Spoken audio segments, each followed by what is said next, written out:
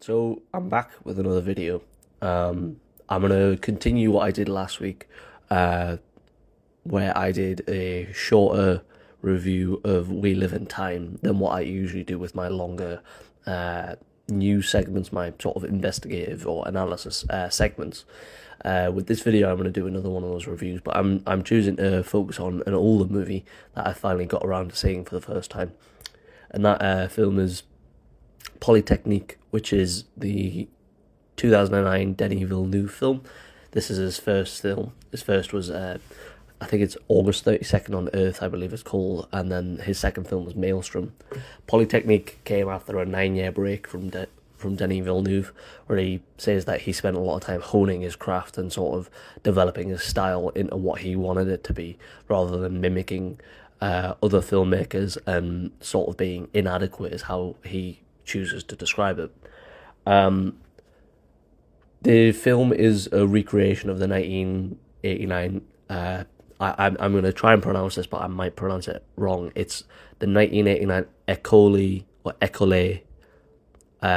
Polytechnique massacre, Ecole Polytechnique is a university that is situated in Quebec, Canada. So that's a French Canadian university, where a misogynist targeted women at a technical engineering college or university, where he told the men to leave, he ordered them out, and then proceeded to kill women. However, so that it happens in one lecture room, and then when he leaves that lecture room, he starts to basically fire indiscriminately. Although he is more focused on the women than he is the men, he only really shoots at the men if like they're in the way or something like that, or it's like collateral damage.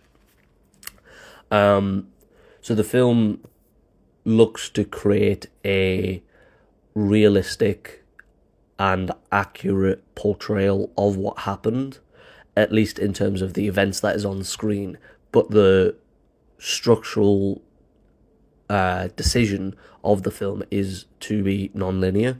So whilst everything that you're seeing on the screen, I think you are meant to interpret as being either completely accurate or based in reality. You're not seeing that as in, oh, he shot this person, then he shot that person, then this happened. You see a lot of one person trying to help people, but then that it jumps forward. And again, I'm gonna spoil the shit out of this movie, I should say before I say this. You see that person, this guy helping people, and then 5 minutes later you're seeing that guy about preparing his suicide. This is a decision that I think you can criticize. I'll get into why later on. But I should explain why I'm choosing to do this video. When I finished watching the film, I was left quite uncomfortable because of what I had seen, but also knowing that what I've just watched is probably like immediately one of my favorite films of all time. I think this film is immensely, and this is gonna sound shocking and horrible, but the film, in how it chooses to or how it sort of how it's shot, let's say, in this sort of simple way, the acting, the black and white filter, the film is artistic. The film does look beautiful. However, that is deliberately juxtaposed against what you're actually seeing, the substance of what is being showed versus the style of the film, are diametrically opposed. And again, there's a reason for that, but I'll go into that in a second. What I expected to find online when I looked at reviews was people sort of being glowing of like, this film is fantastic. It really, gives you an insight into this killer's mind, but also the victims, and this guy who tried to help. It's not disrespectful. It's not trying to go for like shock and horror, nothing like that. But actually, I did find some controversy, and I will say, I don't think this film is like dripped in controversy sort of thing. Partly because it's a French film or French Canadian, the English reviews are sort of few and far between. At least they're not as going to be as heavy as, Denis Villeneuve's first film in English, because, not as many people are going to watch a French language film as they are going to watch an English film and then do an English review of it. I'm also choosing to do this video because the video that I'm actually probably going to release next week is taking longer to produce than I anticipated. So this video, I knew I wanted to do a video on Polytechnique. I just didn't know what I wanted that video to be. And when I seen that people were online calling this film disrespectful, saying it doesn't avoid the exploitation factor, or it still at points goes for the shock and horror angle, or one of the perspectives that I want to dive into specifically is saying that the film spends a lot of time on the men, so the killer and then a man who tries to help. When I seen a lot of these things, I didn't really think it was fair, and I wanted to defend the film in that aspect. I haven't seen a lot of people on YouTube choose to talk about Polytechnique as well. So I figured that there was a space here to sort of come to this film's defense and say, like, actually, I think a lot of these criticisms are wrong, or at least they're too harsh, I would say. Maybe I can see where they're coming from, but I just disagree with it. And I think that if you have a more optimistic outlook on the film, you can sort of see what the film is going for, even if it's not, maybe you don't think it's achieved it all the way. But, coming back to some of the criticisms that I've seen people, and I'm sort of reading from some half quotes here, I seen someone say that the film has like suspense, it has frightening jump moments, it has beauty shots of victims bleeding out on the ground. Some people think that this film relishes in some of the violent moments. And some people reckon that this wasn't really Denis Villeneuve's conscious decision, that just kind of happens when you are making a film, essentially. Let's see what else we've got.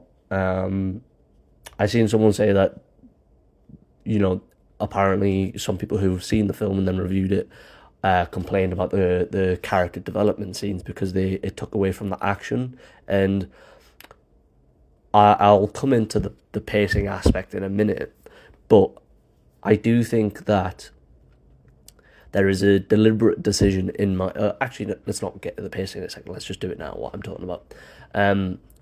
I do think that the pacing is a bit strange in this movie. I think that what the film is going for is it's choosing to go, okay, here's this person's perspective on like this moment, and then it sticks with that person for say 5-10 minutes, and then it go, okay, well, here's person number 2, does the same, and then it goes, oh, here's person number 3. And rather than sort of intermeshing those sort of time periods and going back and forth, the periods feel very distinct.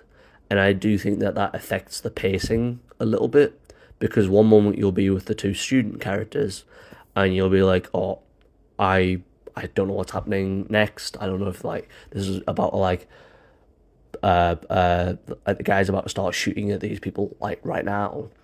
And then, you'll cut to the killer and he's just not even in the building at one point. He's just sat in his car. And I do think it affects the pacing somewhat, because you're sort of like, when you're with the students, you're going like, oh, is it now? And it is suspenseful and you're a bit uncomfortable because you don't know when it's going to kick off. And then you go at the killer and you're like, okay, well, now we're just with him in his car.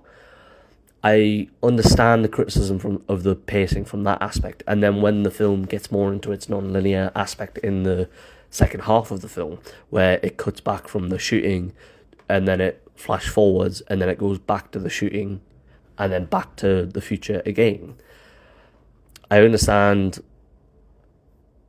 how someone could say that maybe that doesn't work for them very well. Personally, I disagree with that, because I think that the film is choosing to show you 3 different perspectives, and it wants those 3 different perspectives to be distinctive and to feel like you're not watching a story here. You're watching people's real lives. You can't just cut away from it whenever you want. You have to, if someone's talking to you right now, you can't just like go, no, I don't want to do that, and go and like listen to someone else. You have to hear out what they're saying. And that is why you'll get the full scene of, say, JF after, or a sequence of scenes of JF after the massacre, where he's clearly depressed and can't sleep, and then he goes to visit his mother one last time, and then he kills himself. I understand that in maybe another movie that isn't focusing on accuracy, that maybe that would be more cut up, and you would show like a scene of him not being able to sleep, and then you'd show something from like the killer's life, and then you'd show something from the girl's life. But that's not the intention here. The intention here is to go like, this is this person's section of the story, so you have to stick with him for 10 minutes, and it's not asking you to stick with him for very long. It's only like 10 minutes, and then it's like, all right, and now here's this person's perspective, and then here's this person's perspective. And I think that perspective, or that choice of pacing, whilst it may affect the pacing of the film, I think it allows you to get a more clear insight into these people's lives in terms of what they care about and what they're feeling in specific scenes. And hang on, what was I going to say? I think I forgot what I was going to say. But yeah, you get a more clear understanding of what these people are feeling at a specific point. And I think that's a deliberate decision. And so, okay, maybe like the pacing's a bit choppy and changey, but for me, that's just not really that much of an issue, because this isn't a film that functions like, say, an average, like, oh, this is an action film, or like, this is a daunting action film even. This is a film that is attempting to recreate real life and to draw a spotlight on what really happened. And in real life, you can't just cut away. You have to sit and pay attention to what is happening. And I personally appreciate that decision. Even if it's not cinematically the best decision, I appreciate it because it places, in my opinion, it places the horror of what happened, and it places the victims who lost their lives, and even the survivors who lived on and have to deal with this for the rest of their lives. I think it places them before it places cinematic integrity. I think that this film places the victims and the survivors before cinematic integrity. And I think that's a really important decision in this aspect. If this was purely a review, then maybe I would like dock points for that. But I don't think you're dealing with that sort of film here. And I think you need to show a bit of sensitivity to what's on screen. You know, like, this isn't just, you're not watching characters. Maybe none of these people are real. Maybe their names have been changed. But you're watching characters that are based on real people. And I just think that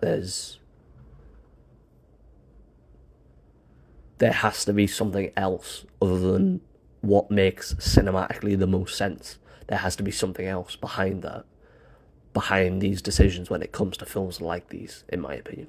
But anyways, that was my one criticism that I can understand why people would criticise it for. So let's move on to some of the criticisms that I've seen and why I sort of disagree with them. So yeah, where was it? So some of the criticisms that I've seen of people saying that the film is maybe disrespectful, it doesn't avoid exploitation completely, is some people saying that the film is artistic in some ways, and some people saying that the film isn't completely just simplistic in, like, you know, using the most basic shots. At some point it does like go, oh well, look at this like angle of this, and there are, you know, some scenes where it'll show you a woman like bleeding out dramatically. In my opinion, the reason for this film being artistic in some sense is because I believe that this film is an attempt to understand the massacre, like in terms of why did it happen, how do we cope with this. And I believe that this film is an attempt of someone or a group of people to grieve about what happened. It's important to remember like Denis Villeneuve's background when you're talking about this film as well. The guy is, I think he's 57, 58 now. He was, I think, at like the end of university, or like coming to the end of like university age, when the Polytech massacre would have happened. I think he was about 21, 22, maybe 23. So what he is looking at is, you know, I'm not sure if he went to this college specifically, but he's watching students, whether it be at the same university as him or students in the same province of the same country where he's from, get gunned down, and these are people who are of a similar age to him. And I think that is very important in this film, because I think that, first off, that is the reason why I think that pacing decision is made, because it chooses to highlight these stories over, or people's stories over anything else. Second, I think that the reason to make it artistic is that Denis Villeneuve is putting his grief and his fear onto the screen. And if you listen to him talk about Polytechnique, he says that to him, the massacre is a nightmare. And he doesn't understand why he's drawn to it, but he's drawn to it because it scares him, because he is fearful of what happened. Maybe he's fearful of it happening again, or maybe he's just fearful of talking about it. But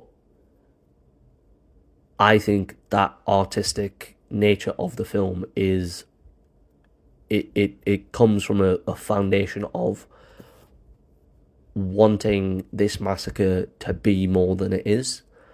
And whether I, as someone who is an outsider to this, I wasn't even alive at the time. It was almost a decade and a half before I was born. When I think that it's important to remember his background and his relations to this sort of event.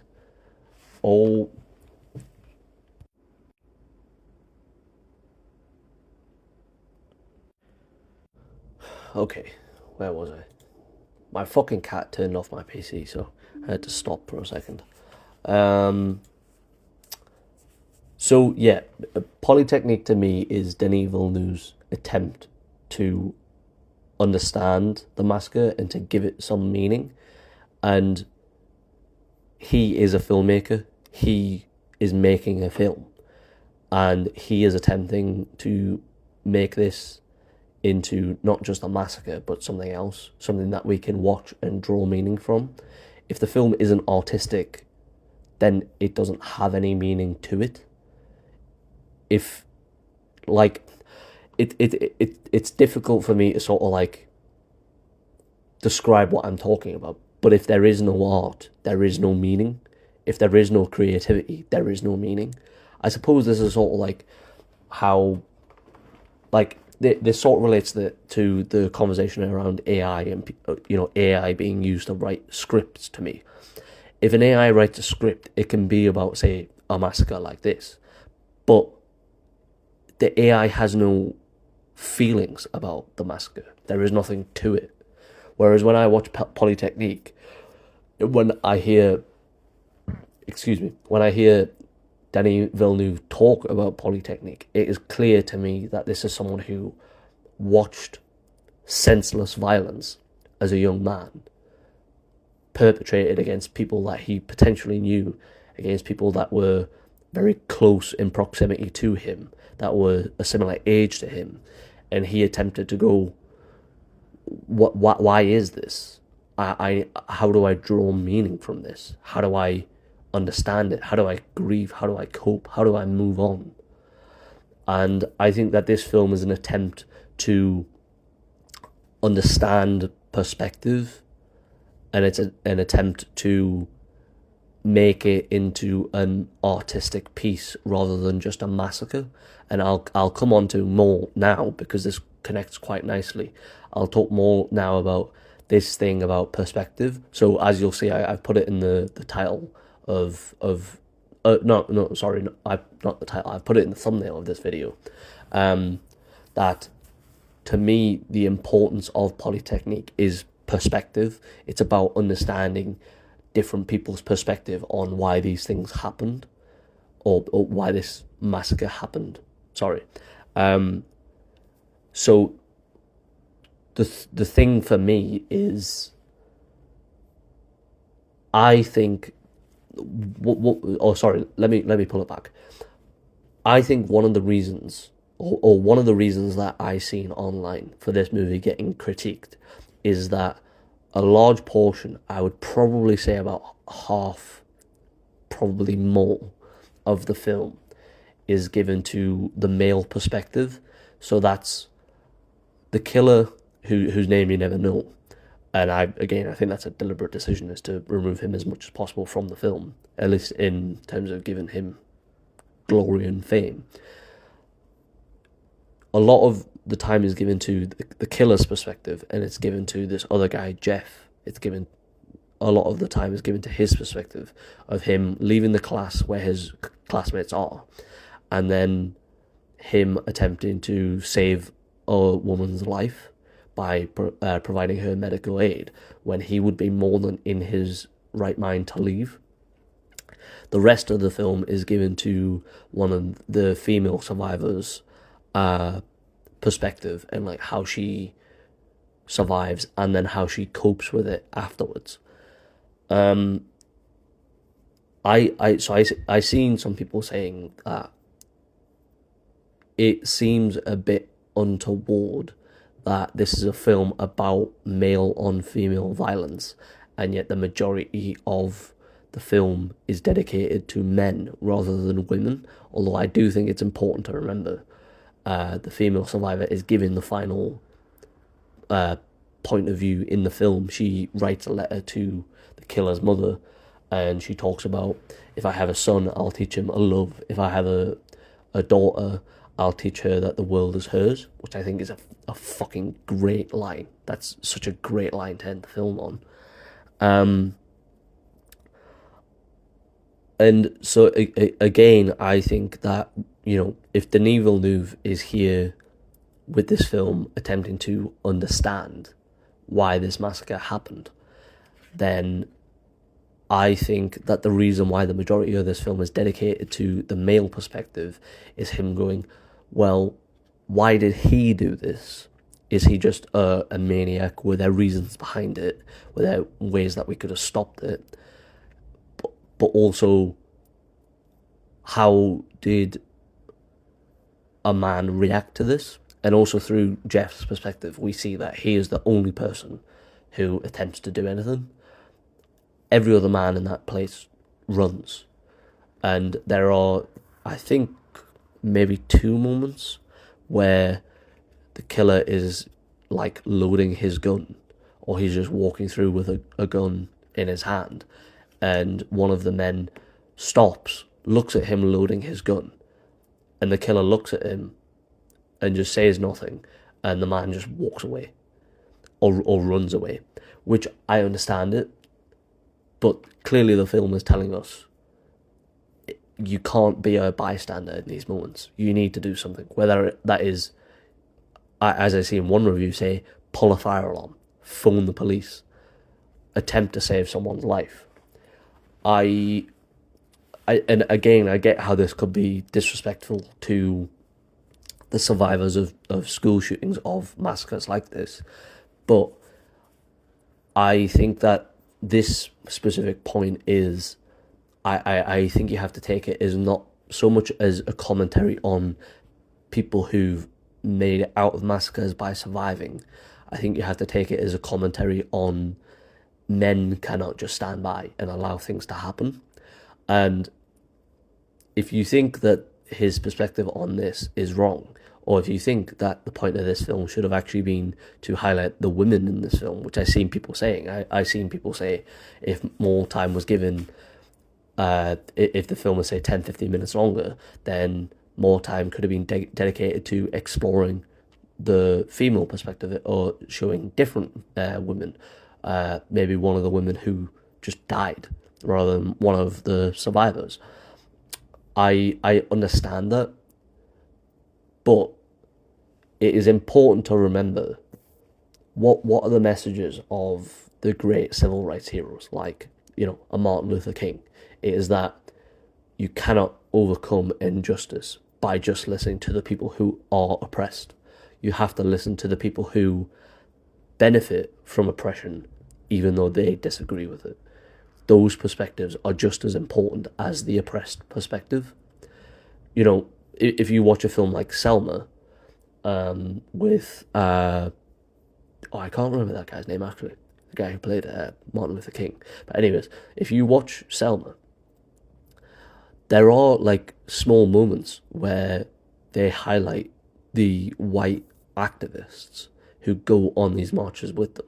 I believe the film ends by saying that the priest, or one of the priests, the white priests who marches with the civil rights movement, he is like killed by the KKK essentially, and that is obviously for his role in standing up against oppression. But I think that these small moments, as well as Jeff's character in the film, is a specific commentary on those who benefit from oppression cannot just be bystanders. We cannot succumb to a bystander syndrome, like, sort of complex. We have to be there and saying like, oh no, this isn't right, and we have to be able to do something, even if that is something small, like Jeff does in the film, of attempting to save a woman's life and failing. And ultimately, you see how that affects him. I think what you're meant to take from it is that, him not being able to save this woman's life, I think, is crucial in that you see at the end of the film that he ends up killing himself. And I think it's that more than what he sees. I think him not being able to help this woman, he feels like a failure. Which, if this film is attempting to reinforce this perspective of you have to you have to engage even if you're not the oppressed group or part of the oppressed group, that's quite a dangerous thing to show, is say, well, there could be consequences for you. But I think then that poses the question is, okay, well, that's the consequence for you, but look at the consequences if you don't intervene. And I think that this film is incredibly powerful for that reason. So yeah, I think that this perspective personally is probably the reason why this film has stuck with me the most, is going like, oh wow, I had never thought about it like that. Is, if I just allow these things to happen, these small things can turn into these bigger things. Or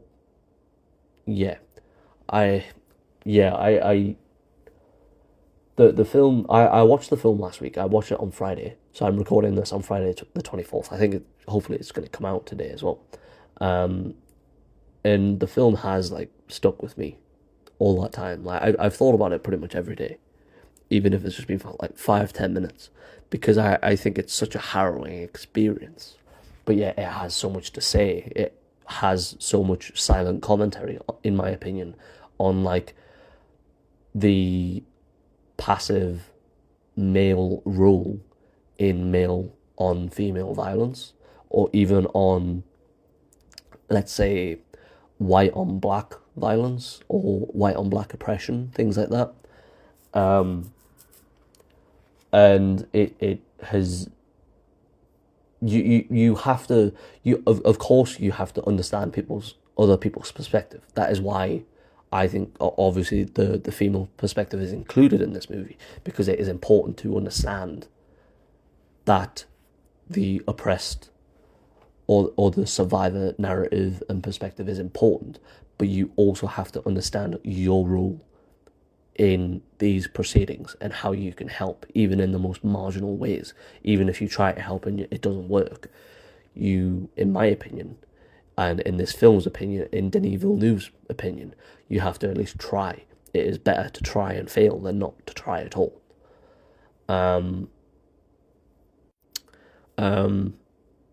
Yeah, I had a bit more to say, but because I've came on to that argument, I think that's probably a good place to end it.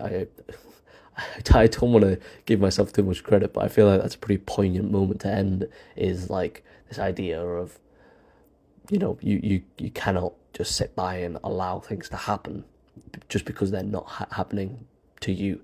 Whether it's this film's perspective, the Martin Luther King perspective, or is it I can't remember the guy's first name, but I believe his title was Pastor Niemöller, who wrote the First They Came For poem. Regardless of which perspective you look at it from, you have to engage, even if it's in the most menial and subtle ways. You cannot just be a bystander for things like these, and even if you just think it's a small event. I obviously this film is about a harrowing incident, especially for the people involved, especially for the people who were around at the time, who had to watch this happening on the news. But I do feel like the film is more so a commentary on sort of the bystander syndrome in general, and even in, like I say, like in those small moments. So yeah, I would struggle to recommend this movie because it is pretty harrowing. But if you're into something that I think will ironically give you perspective on perspective, then I would definitely recommend this film. I think I'll probably watch it one more time in my life, and then that'll probably be it, because this film, it really shook me to my core, which isn't something that a lot of films do. Obviously, I have a lot of films that I would say like, oh, this changed my mind on this. This made it. I didn't think about it this way, but this is one of the few films where I came away and gone like, wow, that has really like changed my outlook on it. But yeah, I'm gonna leave it there. 34 minutes. That's pretty good time. I don't want to end this with like jokes or anything. I just want to end this by saying bye, because this has been something that I've needed to get out my system when it comes to this film. But I don't want to. I don't want this video to come off very jokey, obviously, because of the nature of this film. I wanted to address this idea of perspective and why I think that this film is critical, in my opinion, because of the need to address that bystander syndrome. So hopefully this video hasn't been too heavy, but I don't want this to be a jokey video like I like it is sometimes. Yeah, thank you for watching. Bye.